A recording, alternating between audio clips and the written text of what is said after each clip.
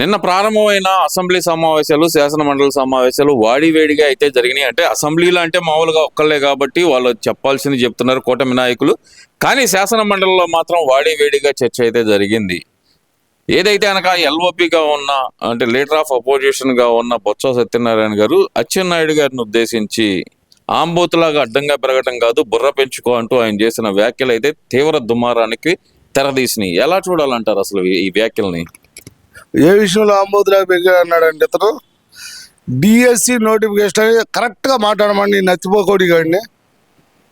ఈ సన్నాజోడు డిఎస్సి అంటే ఏందో తెలియదు, అలా డిఎస్సి గురించి అవడం తెలియదు. సీనియరే, ఉపయోగం ఏముంది? కొద్దిది కోటలో ఉంటే పేటలో ఉంటే, కొద్దిది కోటలో ఉంటే పేటలో ఉంటే సార్ వీడు ఉపయోగం లేనివాడు బొత్స సత్యనారాయణ. అసలు ఆంబోతాటం కూడా సరిగ్గా రాదు. ఈ మొన్న మనం చూసాం నిన్న అందరం. ఎందుకురా ఎదవా? ఒరే నువ్వు కాదురా, నీ పార్టీ లీడర్ అసెంబ్లీకి ఎందుకు రాలా? డిఎస్సి అని ఏడుతున్నారు కదరా.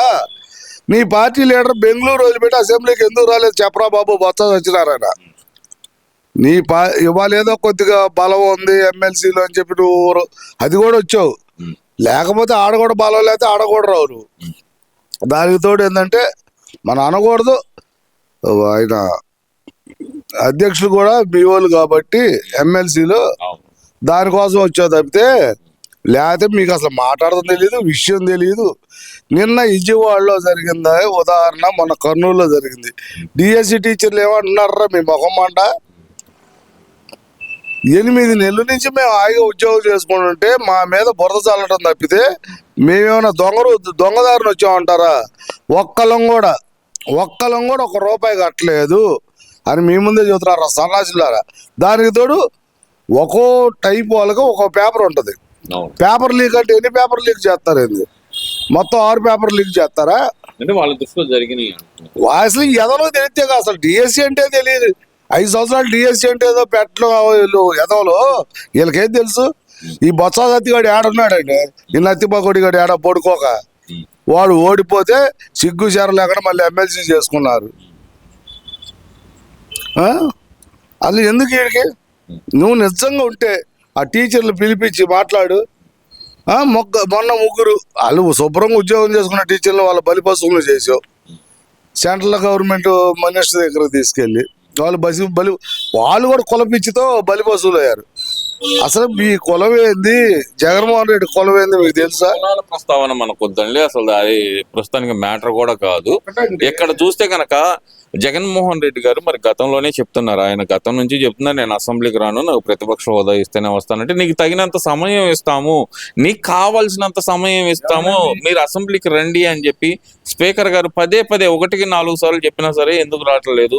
అలాగే చూస్తే నారా లోకేష్ గారు మీరు టైము ప్లేసు చెప్పండి, నేను చర్చకి సిద్ధం, అది అసెంబ్లీలో అయినా బయట అయినా నేను చర్చకి సిద్ధం అంటే ఈ రెండింటికి ఎందుకు వాళ్ళు సమాధానం చెప్పలేకపోతున్నారు? ఆ చర్చకి నత్తిపోకోడి వస్తాడంట బొత్స సత్యనారాయణ. ఈడేం మాట్లాడేది లోకేష్కి అర్థమవుతాడండి. ఈడ ఫారెన్ నుంచి వచ్చాడు అంటే లోకేష్కి అర్థమవుతా? వాడు రమ్మానండి, మీ నాయకుడు రమ్మానండి. వాడు నిజంగా మొగోడైతే పులివెందులు పులి, అట్ట పులో, జోకర్ పులో తర్వాత తెలిసింది. వాడు రమ్మానండి. ఈడెవడండి ఈ నత్తిపకోడి గారు పద్దాకా నేను అబ్బే ఏందది? ఏమంటే వ్యక్తిగత లోపం. నువ్వు మాట్లాడేది అవతలాడికి కరెక్ట్గా అర్థం అవ్వాలా. అట్లేనప్పుడు నువ్వెందుకు డిబేట్కి ఇంకెవరైనా మగవాళ్ళు లేరా మీ పార్టీలో? వాడు ఉన్నాడు కదా సజ్జల రామకృష్ణారెడ్డి, సకల శాఖ మంత్రి చేశాడుగా, వాడిని మమ్మండి. లేదా మీ నాయకుడు మమ్మడి దమ్ముంటే. అసలు లోకేష్ స్థాయి అయింది, మీ స్థాయి అయిందిరా. మీరు ఎమ్మెల్యేలకు ఓడిపోయే ఎదవలో మీరు లోకేష్ దగ్గరకు వస్తారా? అసలు మీ ఎమ్మెల్యే ఇప్పుడు ఇంకొక విషయం చెబుతున్నానండి, మీ పార్టీలో లొసుకులు ముందు పూసుకోడరా బాబు. రేపొద్దున మీకు ఉత్సపడుతున్నాయి. రాజ్యసభ అయిపోగానే అయోధ్యరావు రెడ్డి ఎటు పోతాడు, బీజేపీ పోతాడా, తెలుగుదేశానికి పోతాడా, మళ్ళీ ఆయన ఉన్నాడు చూడండి అదే బొల్లు ఉంది కదా ఆయన ఎటు పోతాడో తెలియదు. ఈ రాజ్యసభ అయిపోగానే పిల్లి సుభాష్ చంద్రబోస్ గారు మీకు ఉత్సపడతాయి. మీకు తేపకు ఒక లీడర్ పోతా ఉన్నాడు. ఎందుకురా మీకు జనం 26% అయిపోయింది. 40% అన్నారు. 40%లో 10% మీరు చేసిన దొంగ ఓట్లు. తిరుపతి, నెల్లూరు అవన్నీ చూసుకోండి రా సన్నాసులారా. సరే. మీరు గవర్నమెంట్ గురించి ఏం ఆలోచిస్తారో అసలు మీకు ప్రజా సమస్యలు పట్టవు, మీ వల్ల కాదు, మీరు ప్రజా సమస్యల మీద పోరాటం చేయలేరు. మీ దిక్కుమాల పేపర్ ఒకటి ఉందో, సాక్షి ఒకటి, సాక్షి ఛానల్ ఒకటి, వాటిలో చూస్తున్నారు రోడ్లు బాగాలేదు. నిన్న ఒక రోడ్డు బాగోక కనింది, బిడ్డ చనిపోయి. ఒరే సన్నాసులారా, మీరున్నప్పుడు ఎంత ఘోరంగా ఉన్నాయిరా రోడ్లు. ఆ రోజు ఎందుకు వెళ్ళలేదురా మీ సాక్షి ఛానల్లో? ఓకే, ఇవన్నీ ఒకెత్తి అయితే కనుక ఏంటంటారు అంటే ఇది వాళ్ళ కుటుంబ వ్యవహారం అడగకూడదు, కానీ వైసీపీ మహిళా నాయకురాళ్ళు ముఖ్యంగా రోజా గాని ఏదంటే కనుక లేదంటే శ్యామలారెడ్డి గారు కానీ వాళ్ళ అధికార ప్రతినిధి శ్యామలారెడ్డి గారు కానీ మిగతా వరుడు కళ్యాణి గారు కానీ వీళ్ళందరూ గతంలో ఎప్పుడు చూసినా సరే ఈ 2 సంవత్సరాల నుంచి ఆంధ్రప్రదేశ్లో మహిళలకు రక్షణ లేకుండా పోతుంది, వాళ్ళ గృహహింసకు గురవుతున్నారు, లేదంటే కనుక ఏదో ఒక దాడులు జరుగుతున్నాయి వాళ్ళ మీద అంటున్నారు. కానీ సాక్షాత్తు వాళ్ళ మాజీ మంత్రి జోగి రమేష్ ఇంట్లో జరుగుతున్న దారుణం గురించి మాత్రం ఎక్కడా స్పందించట్లేదు. ఆ ఆడబిడ్డకి అండగా నిలబడాలని మాత్రం ఎందుకు రావట్లేదంటారు వీళ్ళు? వీళ్ళు ఆడవాళ్ళు కాదుగా. ఏం సార్ వాళ్ళు మహిళా మనలే కదా సార్ వాళ్ళు. ఎవరండి మహిళా వాళ్ళు? గుంటూరులో ఒక ఆడబిడ్డకి ఏదో వాళ్ళ పక్కిళ్ళు 2 ఇళ్ళు పక్క పక్కన ఉన్నప్పుడు ఏదో చిన్న గొడవ జరిగింది. వాడేదో ఆవేశపడ్డాడో లేకపోతే ఏదన్నా కానీ మనం వెనకేసి రాకూడదు. దాన్ని పార్టీ నుంచి ఇమీడియట్ సస్పెండ్ చేశారు, అరెస్ట్ చేశారు. వాడు తెలుగుదేశం పార్టీ కార్యకర్త. దాన్ని విపరీతంగా ట్రోల్ చేశారు. ఇవాళ జరిగింది ఏంటి? ఒక ఆడపిల్లని నిర్దాక్ష్యంగా, అసలు జోగి రమేష్ కొడుకే నా పెళ్ళి అంటే ఇష్టం లేదు, నాకు ఆ పెళ్లి మీద ఇంట్రెస్ట్ లేదు, నన్ను ఒక 5-6 నాయకులు వచ్చి బాగా బ్లేమ్ చేసి సానబట్టి నన్ను పెళ్లికి ఒప్పించారు. అసలు నాకు పెళ్ళి అంటే తెలియదు, ఆడ మనిషి అంటే తెలియదు అన్న లెక్కలో మాట్లాడాడు. ఇంకో రకంగా చెప్పాలంటే చండాలంగా ఉంటుంది. అది మనం చెప్పం. ఏమండి?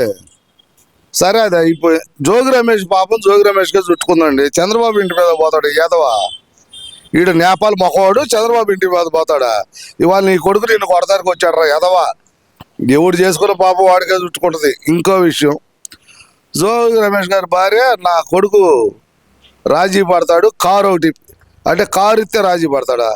ఎన్ని కోట్లు ఇచ్చారు వాళ్ళు మీకు? ఎంత పెట్టి పెళ్లి చేశారు? అసలు విషయం లేని తీసుకొచ్చి ఒక ఆడపిల్ల గొంతు కోతలు అనే బాధ మీకు లేదే? దాన్ని పాపం రోజా గారు మరి ఏడ నిద్రపోతుందో లేకపోతే చికెన్ మటన్ తింటా కూర్చొని ఉంటుంది. 4 మందం ఎక్కిందిగా, అవి తిని 4 మందం ఎక్కింది అని చెప్పిందిగా.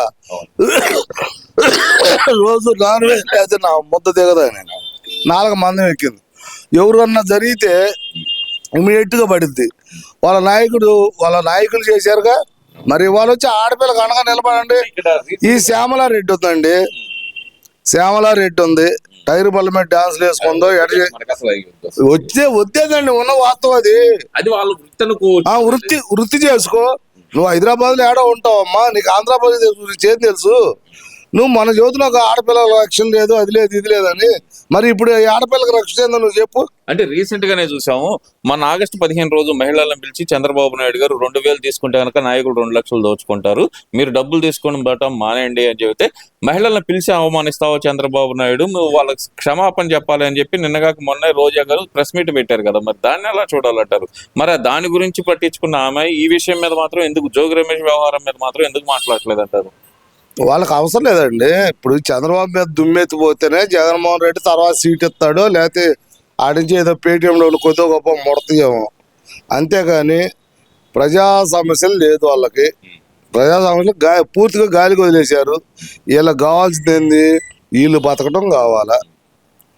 ఇప్పుడు ఆ సేవలో ఉంది, ఎవడు యాంకరింగ్ కూడా పిలవట్లా, ఏ ప్రోగ్రామ్స్ రావట్లా. ఏం చేస్తుంది? ఆ జగన్ ఇచ్చే డబ్బుల మీద ఆధారపడాలా. అందుకని వాళ్ళు వచ్చినట్టు మాట్లాడతారు. ఇలా బతుకు పాడు. ఇప్పుడు లక్ష్మీ పారుతుందండి, నెలకు 4.5 లక్షలు ఇచ్చి పెంచి పోషించాడు ఒక ఇష్ట సర్పాన్ని జగన్మోహన్ రెడ్డి అనేవాడు. ఆ దరిద్రం తిని దరిద్ర వేషాలు వేసిందో అందరికీ తెలుసు.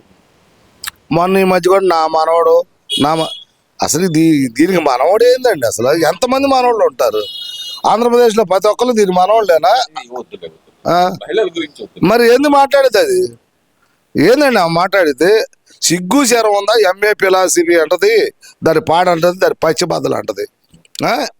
ఇక ఉర్దూ కళ్యాణి మొన్న కూడా ఏదో మాట్లాడుతుంది ఆ తల్లి. మరి వాళ్ళు ఏం మాట్లాడితే చెప్పాలండి? ఆమెకు ఎమ్మెల్సీ ఇచ్చారు కాబట్టి అవేదో రెచ్చిపోద్ది. మరి తత్తిమ మహిళా మనులు అంతా ఏమైపోయారు? మీ పార్టీలో మహిళా మనులు చాలా మంది ఉన్నారుగా. మీ నలుగురు ఎందుకు వస్తున్నారమ్మ బయటికి? పేటీఎంతో మీ నలుగురినే, జగన్మోహన్ రెడ్డి మీ నలుగురిని ఎగదొస్తున్నాడు, గుర్తుపెట్టుకోండి. ఓకే.